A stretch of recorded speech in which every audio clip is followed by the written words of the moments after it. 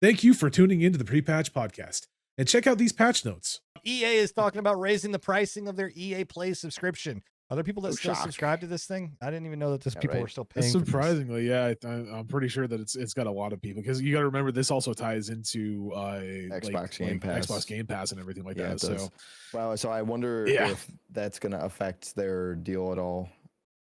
I with doubt Xbox it, Game Pass. because I can't imagine. Game Pass They're probably already doesn't locked into a certain price point there. So Game Pass doesn't have anything to do with it. They just offer the No, subscription service through their service as well. You still have to pay EA for the subscription service. Yeah, that's what I'm saying. Is there any? Is there? I struggle with this and as someone, again, like, you know, I'm a whale. I understand my role. Like, is there really a need for people to buy like the EA Play or like the Ubisoft shit, or what games are there? Listen. You can't be shit talking these sub services, but like hold Game Pass up on a pedestal. If you want, yes, I can. No, you can't though, because there needs to be competition. You can't just shit on every other thing that's not the one that you play on. I can shit on the fact that there's not enough. There doesn't. What game does EA Play or Ubisoft's whatever Uplay or Uconnect or whatever the hell they have? What the fuck do they own that is worthy of paying these subscription fees? Listen, subscription. This is the world we're going to, and I mean. But every major developer is going to have one of these sub services these days. How many of those EA? How many of those EA? Yes, I can. The whale can say that. You shut your mouth. But how many of those games on EA Play can I play on Mass Effect, Dead Space, Command and Conquer, Saboteur, Dragon Age, Sims? How many people are fucking paying? Are going to pay $39.99 or a fucking $120 to play Mass Effect? Like, if you don't own, if you're that big of a fan of Mass Effect, you own Mass Effect. I agree to that point. I agree. Yeah, I agree with that. Like, I'm saying, like the Game Pass stuff, I argue a little bit, Bill, because you can say like every game that you know, first party game that Microsoft is releasing or whatever else is coming to Game Pass, and you can play that completely for free, you know, or whatever else. And also their library warrants being able to say, hey, for $5 a month or $10 a month, I can play these things, you know, completely. Whereas I'm just sitting here going, what the fuck does EA have? I won't deny that Game Pass is definitely winning the battle of the subs right now. I'd say. I mean, it is, but yeah, that's a no-brainer. But I still think, like Bill said, the competition is fair and the competition is there. To be the future of gaming, then you need to accept that this is going to be something. I don't want sub-services to be the future. Right. Yeah. Well, yeah, especially with the prices that they're going, like this price hike we're getting, any sub-service is just going crazy. You know, streaming service, game sub-services are all being jacked up. It's my next question is, okay, so like Game Pass Ultimate right now is $16.99. Right, $16.99, not $60.99. I'm sorry, $16.99, and this sub-service is now being raised to their baseline is $16.99. Right.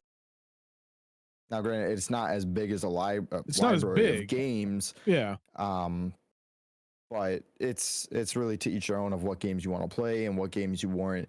Is it going to be more worth it for me to buy it or rather play it on a sub for a month? It's just like. That's the question with any of them, really, you know? I don't know, man. Yes, I agree. There kind of needs to be competition, right? I don't mind sub services as long as sub services give me and warrant me what I am paying for, you know, to stay subscribed. Like I still subscribe to Xbox Game Pass, and every once in a while I'll go in there and do that. Or for fuck's sake, Xbox Game Pass alone pays for, if you're a league player, for all your fucking champions. Like that in its own right, like pays for its kind of self. I'm never gonna buy this, but it's there if you want it. It's just man, up to the player. I don't know, because like I looked at like Ubisoft's Uplay or whatever what is it called? Uconnect, right? Oh no, that's their launcher. That's their launcher. Their launcher. Yeah, I think it's Uplay, isn't it? If it's Uplay and EA Play, they really need to get their naming down. Ubisoft Plus is their game. Ubisoft Plus, okay. Uplay Plus. Plus. Getting here. I don't know.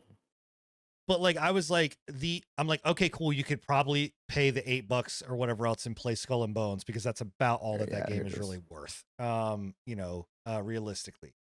But I don't know, man. That Avatar game too. This shit irritates the piss out of me when I'm like, there's nothing here that warrants you continuing to charge this amount of money, or even warrant the upcharge. Like, and it doesn't even come with the DLCs. Like, somebody in chat asked and said, hey, do you get the Sims 4 DLCs? Nope.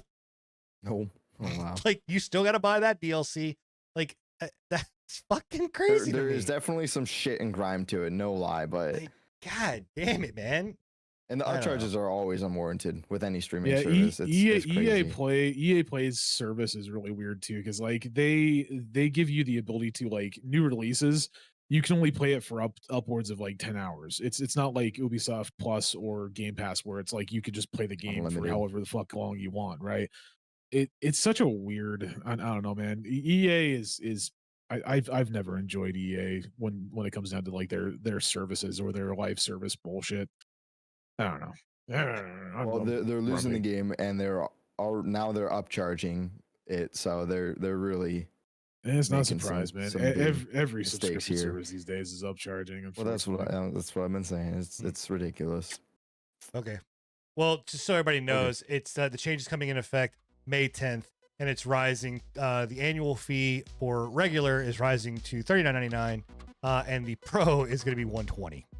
So there you go. Thank you for checking out the patch notes. If you enjoyed this small selection from our podcast, come join us every Thursday at 10:30 p.m. Eastern for the full unfiltered pre-patch podcast. And check out our past shows on anchor.fm/prepatch podcast.